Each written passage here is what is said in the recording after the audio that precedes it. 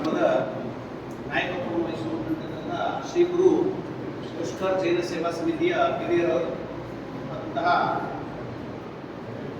ಹಿರಿಯರೇ ಮತ್ತು ನಮ್ಮ ಮಹಾವಿದ್ಯಾಲಯದ ಆಸ್ಪತ್ರೆಯ ಸ್ಥಾಯಿ ವೈಜ್ಞಾನಿಕರು ಮತ್ತು ನನ್ನ ಆತ್ಮೀಯ ಸ್ನೇಹಿತರಾದಂಥ ಡಾಕ್ಟರ್ ಪ್ರಕಾಶ್ ಎಸ್ ಎಂ ಅವರೇ, ಆರೋಗ್ಯ ಅಧಿಕಾರಿಗಳಾಗಿರ್ತಕ್ಕಂತಹ ನವೀನ್ ಮನ್ಸಾರಿ ಅವರೇ, ಪ್ರಭಾವತಿ ಅವರೇ, ನಮ್ಮ ಸಹಾಯಕರಾಗಿರ್ತಕ್ಕಂಥ ಲಲಿತಾ ಅವರೇ, ಸುಚಿತ್ರಾ ಮತ್ತು ಎಲ್ಲ ನನ್ನ ಆತ್ಮೀಯ ವಿದ್ಯಾರ್ಥಿನಿಯರೇ ಮತ್ತು ಬಳ್ಳಾರಿ ನಗರದ ಎಲ್ಲ ಮಾತೆ ಒಂದು ಹಿರಿಯರು, ಒಂದೆರಡು ವಿಷಯಗಳನ್ನು ನಾನು ಜೈನ ಸಮುದಾಯದ ಬಗ್ಗೆ ಹೇಳೋದಕ್ಕೆ ಇಚ್ಛೆಪಡ್ತೀನಿ. ಯಾಕಂದರೆ ನಾನು ನನ್ನ ಹೈಸ್ಕೂಲ್ ಮತ್ತು PUC ವಿದ್ಯಾಭ್ಯಾಸವನ್ನು ಸಾಕಷ್ಟು ಜೈನ ಸಮುದಾಯದ ಸ್ನೇಹಿತರೊಂದಿಗೆ ನಾನು ಕಳೆದದ್ದು. ವಾಫಣ, ಬಾಗ್ಮಾರ್ ಅಂತ ಸಾಕಷ್ಟು ಜನ ನನ್ನ ಸ್ನೇಹಿತರಾಗಿದ್ದರು. ಅವರು ಎಷ್ಟೇ ವ್ಯಾವಹಾರಿಕವಾಗಿದ್ದರೂ ಕೂಡ ಅವರ ಒಂದು ಮನಸ್ಸಲ್ಲಿ ಒಂದು ಪರೋಪಕಾರಾರ್ಥವಾಗಿ ಕೆಲವೊಂದು ಸಾಮಾಜಿಕ ಕೆಲಸಗಳನ್ನು ಮಾಡ್ತಕ್ಕಂಥ ಒಂದು ಬೆಳಕಲ್ಲಿ ಅವರ ಒಂದು ಆ ಜೀನ್ಸಲ್ಲೇ ಇರುತ್ತೆ ಅಂತ ನಾನು ಅಂದ್ಕೊಂಡಿದ್ದೆ. ಎಷ್ಟೇ ವ್ಯವಹಾರಸ್ಥರಾಗಿದ್ದರೂ ಕೂಡ ಅವರು ತಮ್ಮ ಒಂದು ಸ್ವಲ್ಪ ಸಮಯವನ್ನು, ಸ್ವಲ್ಪ ಹಣವನ್ನು ಸಮಾಜದ ಏಳಿಗೆಗಾಗಿರ್ತಕ್ಕಂಥದ್ದು, ಅವರ ನೀರಿನ ಅಳವಡಿಕೆಗಳನ್ನು, ಹಾಸ್ಪಿಟಲ್ಗಳಿಗೆ ವೀಲ್ ಚೇರ್ಗಳನ್ನು ಕೊಡುವಂಥದ್ದು, ಹಾಸ್ಪಿಟಲ್ಗೆ ಬೆಡ್ಗಳನ್ನು ಕೊಡುವಂಥದ್ದು. ಅದು ವಿಶೇಷವಾಗಿ ಕೊರೋನಾ ಸಂದರ್ಭದಲ್ಲಿ ಮೊನ್ನೆ ಆದಂಥ ಕೊರೋನಾ 2019-20 ಸಂದರ್ಭದಲ್ಲಿ ಬಂದ ಕೊರೋನಾ ಸಂದರ್ಭದಲ್ಲಿ ನಾನು ನೋಡಲ್ ಅಧಿಕಾರಿ ಆಗಿದೆ, ಬಳ್ಳಾರಿ ಜಿಲ್ಲಾ ನೋಡಲ್ ಅಧಿಕಾರಿ ಆಗಿದೆ. ಸಾಕಷ್ಟು ಜೈನ ಸಮುದಾಯಗಳು ಆ ಆಹಾರದ ಪೊಟ್ಟಣಗಳನ್ನು ತಯಾರು ಮಾಡಿಕೊಂಡು ರಸ್ತೆಯಲ್ಲಿ ನಿಂತ್ಕೊಂಡು ಜನ ಕೊಡ್ತಾ ಇದ್ದದ್ದನ್ನು ನಾನು ನೋಡಿದ್ದೀನಿ. ಅಷ್ಟೊಂದು ಸಮಾಜಮುಖಿಯಾಗಿರ್ತಕ್ಕಂಥ ಸಮಾಜ ಜೈನ ಸಮುದಾಯ. ನಮ್ಮ ಆಯುರ್ವೇದದಲ್ಲಿ ಹೇಳ್ತಾರೆ, ಪರೋಪಕಾರಾರ್ಥಂ ಇದಂ ಶರೀರಂ. ಅಂದ್ರೆ ದೇಹ ಬಂದ್ಬಿಟ್ಟಿದೆ ಅಂದ್ರೆ ಕೇವಲ ಮನೆ ಮಕ್ಕಳಿಗೋಸ್ಕರ ಮಾತ್ರ. ಪರೋಪಕಾರಾರ್ಥಂ ಇದಂ ಶರೀರಂ.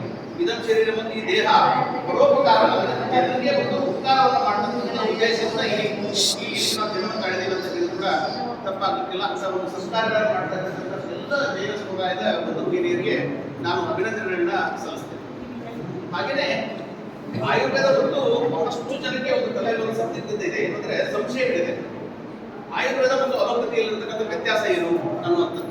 ಮತ್ತು ನಮ್ಮ ಒಂದು ಜನಮಾನಸದಲ್ಲಿ ನಮ್ಮ ಮನಸ್ಸಲ್ಲಿ ಒಂದು ವಿಷ ಬೀಜವನ್ನು ಬಿಟ್ಟುಬಿಟ್ಟಿದ್ದಾರೆ. ಯಾರು ಬ್ರಿಟಿಷ್ ಬಿಟ್ಟಿರ್ತಕ್ಕಂಥ ಬಡವಳಿಗಳು ಆಯುರ್ವೇದ ನಿಷ್ಕೃಷ್ಟ ಅದರ ಕಡೆಗೆ, ಅಲೋಪತಿ ಅಂದ್ರೆ ಶ್ರೇಷ್ಠ ಅನ್ನುವಂಥ ಒಂದು ಭಾವನೆಯನ್ನು ತುಂಬಿದ್ದಾರೆ.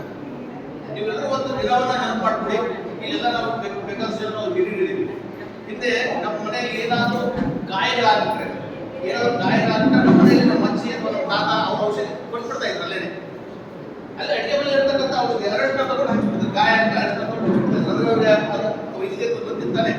ಹಾಗೆಯೇ 5,000 ವರ್ಷಗಳ ಇತಿಹಾಸವನ್ನು ಹೊಂದಿರತಕ್ಕಂಥ ಆಯುರ್ವೇದ ಕ್ಷೇತ್ರ. ಅಲೋಪತಿ ವ್ಯಕ್ತಿ ನೀವು ಜ್ವರದ ಬೇರೆ ಕೆಮ್ಮಿಗೆ ಔಷಧಿ ತಲುಪಿಸುತ್ತೆ, ಅದಕ್ಕಿರುವಂಥ ಇತಿಹಾಸ 150 ವರ್ಷ. ಆಯುರ್ವೇದಕ್ಕಿರ್ತಕ್ಕಂಥದ್ದು 5,000 ಇತಿಹಾಸ, 50 ವರ್ಷಗಳ ಇತಿಹಾಸ ಹೊಂದಿರತಕ್ಕಂಥ ಒಂದು ಭಾರತೀಯ ವೈದ್ಯಕೀಯ ಪದ್ಧತಿ. ಯಾರೋ ಅಮೆರಿಕಾದಿಂದ ಅಥವಾ ಇಂಗ್ಲೆಂಡ್ ಬಂದಿದ್ದಲ್ಲ ಇದು.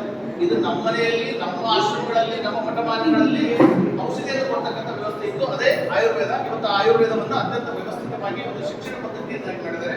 ಇಡೀ ಭಾರತ ದೇಶಾದ್ಯಂತ ಸಾವಿರಾರು ಆಯುರ್ವೇದ ವೈದ್ಯಕೀಯ ಮಹಾವಿದ್ಯಾಲಯಗಳು ಕೆಲಸ ಮಾಡ್ತಾ ಇದ್ದಾವೆ. ಅದರಂತೆ ನನ್ನ ಮಹಾವಿದ್ಯಾಲಯ ಕೂಡ ಕಳೆದ 75 ವರ್ಷಗಳಿಂದ ಇವತ್ತು ಆಯುರ್ವೇದ ಕ್ಷೇತ್ರದಲ್ಲಿ ಇವತ್ತು ಬಳ್ಳಾರಿ ನಗರದ ಸುತ್ತಮುತ್ತಲು ಮತ್ತು ರಾಯಲಸೀಮಾ ಬೆಲ್ಟಲ್ಲಿ ಆಗಿರ್ಬೋದು, ಶ್ರೀಕಾಕುಳ, ಶ್ರೀಶೈಲ, ಬೇಲೆಲ್ಲೋ ಜಿಲ್ಲೆಗಳು, ಅಲ್ಲಿಂದ ಎಲ್ಲ ರೋಗಿಗಳು ನಮ್ಮ ಹತ್ರ ಬರ್ತಾರೆ. ಯಾರಿಗಾದ್ರೂ ಸಂಧಿ ನೋವು ಅವು ಅಂತ ಹೇಳಿದ್ರೆ ನಮ್ಮ ಆಸ್ಪತ್ರೆಗೆ ಹೆಸರು ಬರ್ತಾರೆ, ತಾನಂತ ಆಸ್ಪತ್ರೆ ನೋವು. ಯಾರಿಗಾದ್ರೂ ಪಾರ್ಶ್ವವಾಯು ಏನಾದ್ರು ಪಡೆದ್ರೆ ಅವ್ರಿಗೆ ನೆನಪಾಗುವಂಥದ್ದು ಯಾವ್ದಾದ್ರು ಆಸ್ಪತ್ರೆ ಇದ್ರೆ ತಾನಂತ ಆಸ್ಪತ್ರೆ. ಯಾರಿಗಾದ್ರೂ ಈ ಸೋರಿಯಾಸಿಸ್ ಅಥವಾ ಈ ಗಂಭೀರವಾಗಿರ್ತಕ್ಕಂಥ ಚರ್ಮ ರೋಗಗಳಿಗೆ ಏನಾದರೂ ಇದ್ರೆ ನಾವು ಇಡೀ ರಾಜ್ಯವನ್ನು ಸುತ್ತಿ, ಇಡೀ ಬಳ್ಳಾರಿಯನ್ನು ಸುತ್ತಿ ಮನೆಗೆ ಬರ್ತಕ್ಕಂಥದ್ದು ನಮ್ಮ ಸರ್ಕಾರಿ ಮಹಾವಿದ್ಯಾಲಯ. ಅಂದ್ರೆ ಅಲೋಪತಿಯಲ್ಲಿ ಇರದೇ ಇರತಕ್ಕಂಥದ್ದು ಕೂಡ ಸಾಕಷ್ಟು ಚಿಕಿತ್ಸೆಗಳು ನಮ್ಮ ಆಯುರ್ವೇದದಲ್ಲಿ ಇದೆ ಅನ್ನುವಂಥದ್ದನ್ನು ನಾನು ಸಂದರ್ಭದಲ್ಲಿ ಹೇಳೋದಕ್ಕೆ ಇಷ್ಟಪಡ್ತೀನಿ.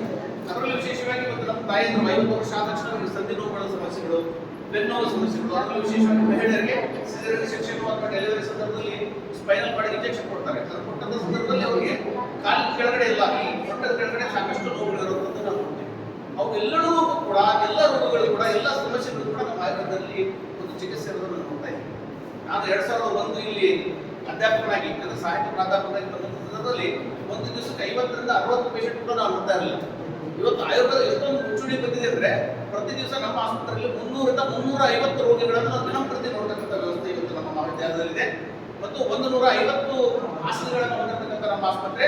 ನೀವು ಯಾವತ್ತು ಬಂದರೂ ಕೂಡ 100ರಿಂದ 120, 30 ರೋಗಿಗಳು ಯಾವತ್ತೂ ಕೂಡ ಇರುವಂಥದ್ದು ನಾವು ನೋಡ್ತೀವಿ.